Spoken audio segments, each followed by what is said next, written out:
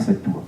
C'est pas ça le problème, et objectivement, avant de se poser la question de savoir si on doit faire une tour ou pas faire une tour, déjà, acceptons la tour pour ce qu'elle est, c'est-à-dire un bâtiment qui est fait pour être vu et pour voir au loin.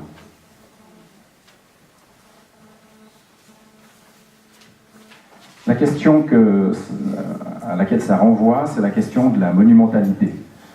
Ce bâtiment n'est pas une tour, ce bâtiment a le même rapport à la monumentalité qu'une tour, à mon avis, et c'est assez intéressant si vous regardez d'ailleurs sur le site des urbanités de la SIA, vous pouvez visionner l'intervention de M. Epicher, président de l'EPFL, qui parle du Learning Center de manière extrêmement intéressante à mon avis. C'est la fonction marketing finalement d'un bâtiment. Ce bâtiment, le Learning Center, a été conçu pour représenter l'EPFL, pour en faire la promotion, pour développer l'image de l'EPFL all over the world. Et objectivement, ce bâtiment-là, il n'est pas vu. D'ailleurs, il est tellement invisible qu'on est obligé de prendre des photos aériennes. J'ai vu l'essentiel des photos du Learning Center, c'est des photos d'avion. Et d'ailleurs, celles qui représentent l'EPFL, c'est des photos du site de l'EPFL vues d'avion. C'est un bâtiment qui est en fait assez peu présent, en tout cas vu d'en bas. Ce qui est bien, le principe d'une tour, c'est que c'est le Learning Center, mais vu d'en bas.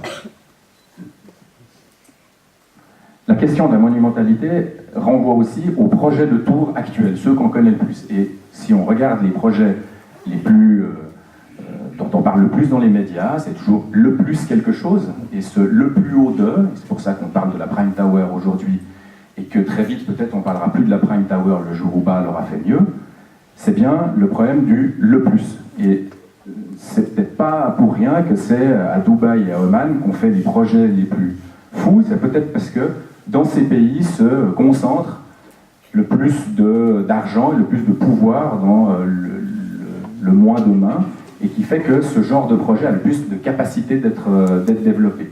Mais ça renvoie à cette question, c'est est-ce qu'on a la capacité en tant que société d'ériger tout d'un coup un bâtiment aussi monumental pour représenter des valeurs qui ne sont peut-être pas les valeurs communes.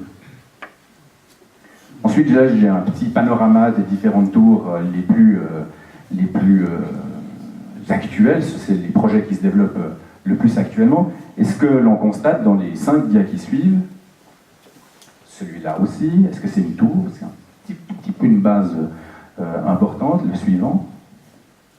Ces projets, certains plus anciens que d'autres. Voilà, encore un.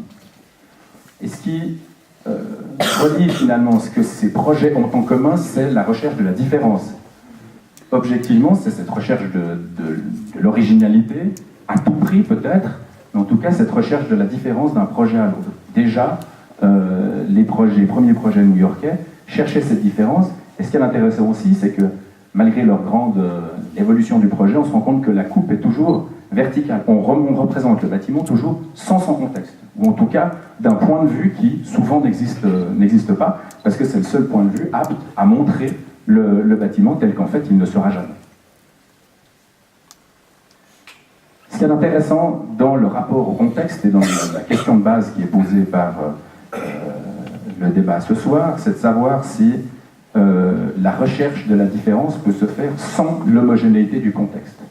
Et objectivement, quand on voit ce panorama de New York, on se rend compte que les Twin Towers, elles émergent d'abord parce qu'elles sont deux, ensuite parce qu'elles sont plus grandes. Sans les Twin Towers, est-ce que le contexte, c'est encore des tours? Or, il n'y a pas un seul de ces bâtiments que l'on voit qui n'est pas une tour dans les faits.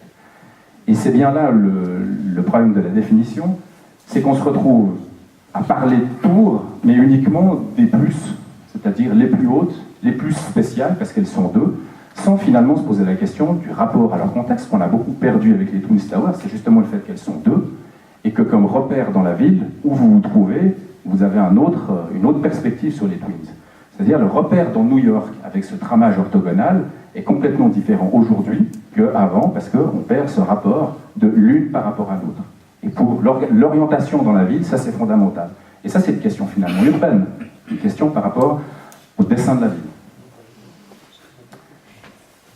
Quand on regarde depuis un hélicoptère, ce n'est pas moi qui ai pris l'hélicoptère, c'est ma collègue Lia Blanc, qui est allée récemment à New York et qui a pris une photo du downtown New York, finalement, ce qu'on se rend compte, c'est au-delà du skyline, où finalement les Twin Towers apparaissent, on se rend compte que ça devient une sorte d'homogénéité. La tour devient une homogénéité. Est-ce que c'est un tissu?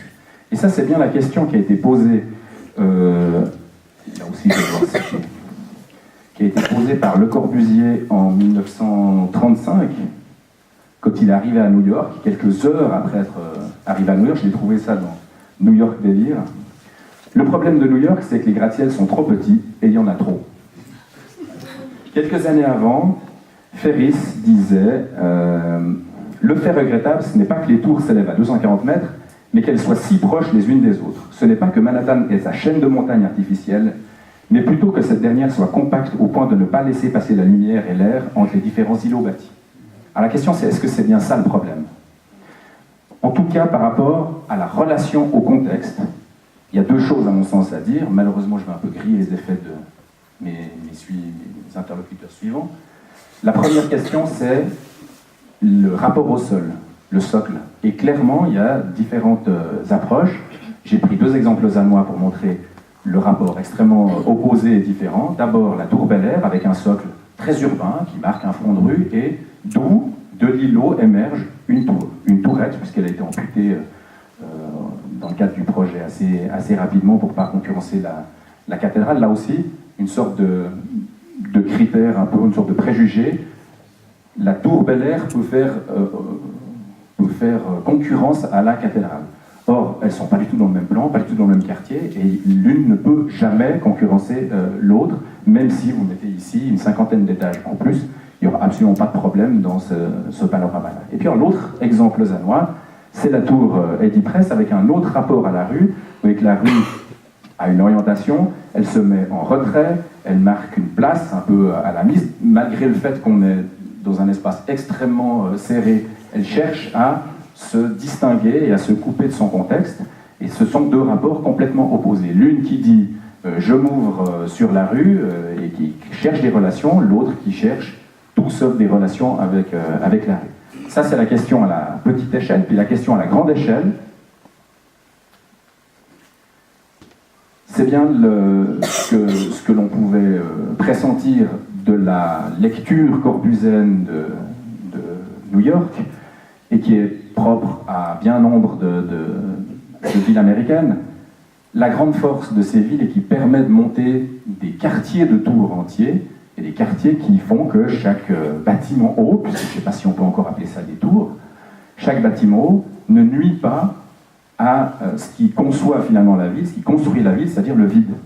Et cet élément-là, finalement, est beaucoup plus fort, beaucoup plus impressionnant que les tours elles-mêmes. C'est qu'on se retrouve un petit peu avec une perspective comme dans les vieilles villes, où on a une coupe extrêmement verticale, mais avec un vide extrêmement généreux et dont la perspective va parfois jusqu'à l'infini.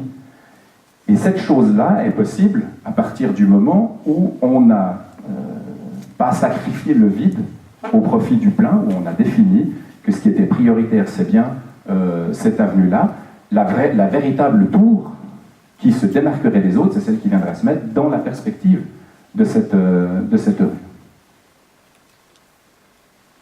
Et je terminerai avec cette image-là et une dernière citation de Bernard Huet. Cette image est tirée de New York Délire, puisque c'est la femme de Rem Koolhaas qui l'a réalisée, Madeleine Friedensdorf, qui a réalisé, à mon sens, le schéma illustratif le plus adéquat de New York, c'est-à-dire en gros, non pas une ville faite de tours, ce que Le Corbusier voulait bien lire de New York, il voulait bien revendiquer en allant à New York, mais bien un certain nombre d'îlots dont la forme, au-delà du socle, se développe un peu de manière différente d'une fois à l'autre. Et ça, peut-être que ça peut nous réconcilier par rapport au rapport entre la tour et la ville, et peut-être même l'architecture avec la ville. Et c'est Bernard Huet qui termine son petit pamphlet de cette manière. Déjà, certains architectes, et non des moindres, sont prêts à accepter une solution nouvelle où l'architecture s'effacerait devant l'évidence de l'architecture, où l'architecte s'effacerait devant l'évidence de l'architecture et l'architecture devant la nécessité de la ville. Et ça, à mon sens, c'est fondamental pour comprendre quel rapport les tours peuvent entretenir avec la ville, bien plus pour savoir si une tour est possible ou pas possible. Ça dépend si une tour est urbaine.